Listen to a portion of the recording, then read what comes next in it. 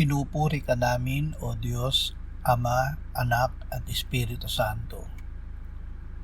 Salamat, Ama, na ibinigay mo sa amin si Jesus na iyong anak, na namatay para sa aming kasalanan, iyong muling binuhay, iniakyat at iniluklok sa iyong kanan sa langit.